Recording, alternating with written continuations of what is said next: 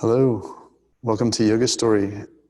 My name is Jeff Martens, and in this series we look at different stories, different spiritual teachings from all over the world. Today is a pretty popular one you might be pretty familiar with, but you may not be quite as familiar with the message or the teaching.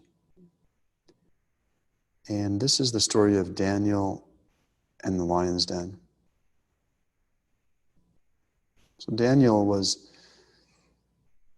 a very well-respected and beloved nobleman. He had his own property.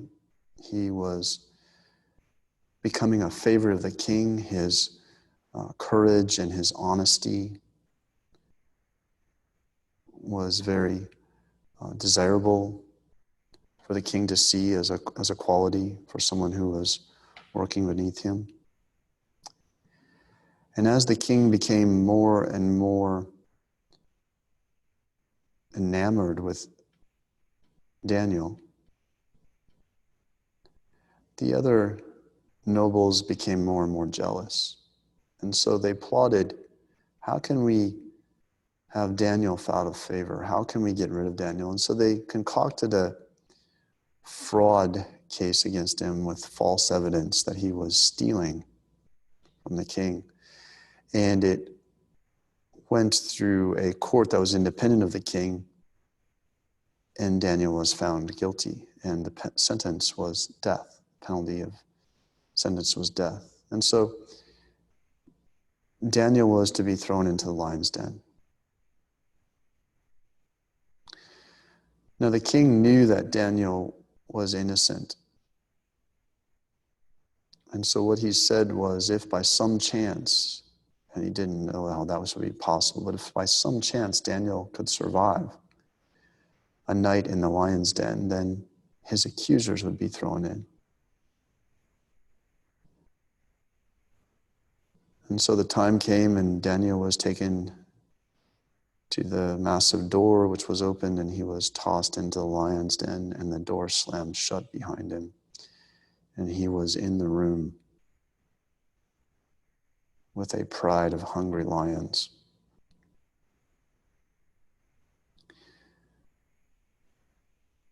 Now Daniel felt terrified walking up to the door, but once the door closed behind him, he directed all of his might, all of his attention to the window on the far side of the room. And he walked calmly to the window, not paying attention to the stalking behind him, the circling, the growling, the jostling. And he stood himself right beneath that window. And he looked up at the window, and he knelt down, and he bowed his head, and he began to pray. And every once in a while he'd hear a growl or sense a hot breath against his neck, or feel a mane brushing up against his back. But still he paid no attention to these things. His entire gaze, his entire being was directed to the sky beyond the window. And as the last of the day turned to evening and the stars rose and the moon rose, still he knelt there, focusing on what he wanted. The lions pacing hungrily behind him. And this way he stayed until morning, the first breaking of the morning light. Daniel kneeling there, praying with all of his might, all of his attention, not wasting any extra effort or attention in the least towards the lions. And as the sky brightened and the sun began to rise, there was a loud clank at the door behind him, and the door was swung open. And Daniel was ushered out of the lion's den. He had done it. He had survived. How did he do it? This is a teaching story. This story is teaching us about the most valuable thing that we have to offer, which is our attention, and how whatever we focus on with feeling becomes stronger. Power works with things. Force works against things. If Daniel had walked into the lion's den with force and tried to run away from the lions or fight the lions, of course he would be dead. If he tried to ignore the lions and pretend that they weren't here, again, that's a form of resistance. To ignore something means that something is still there. You're just not looking at it. You're deliberately avoiding it.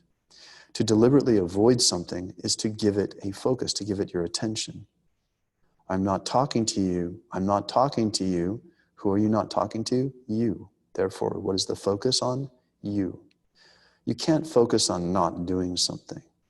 You can't focus on not feeling something or getting away from something. You'll still be focusing on something. So this is a teaching story teaching us to bring all of your attention to what you want. Do not waste an ounce of attention on what you don't want by ignoring, running, fighting, or numbing out. Instead, place all of your attention on what you want. As Daniel left, his accusers were led into the lion's den, their hands tied, and the door was closed behind them, and the feast began. Because by their very definition, these people who had falsely accused Daniel relied on resistance as the way they moved through their life. The resistance of jealousy, envy, lack, better than, less than.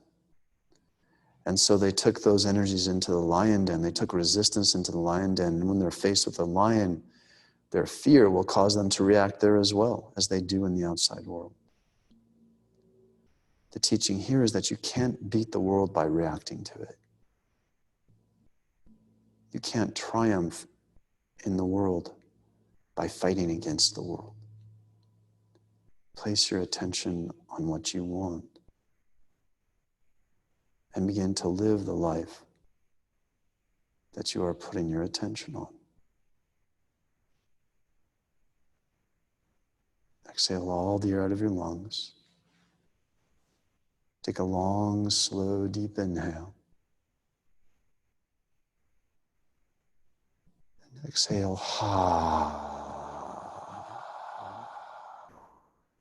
Do that 2 more times. Long, slow, deep inhale.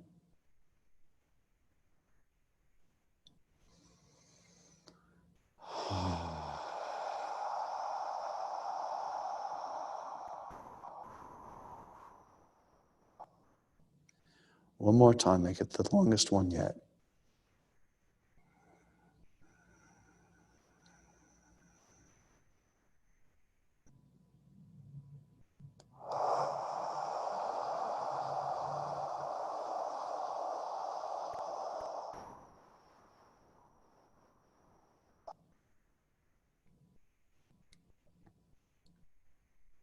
The Daniel in me salutes the Daniel in you. Namaste.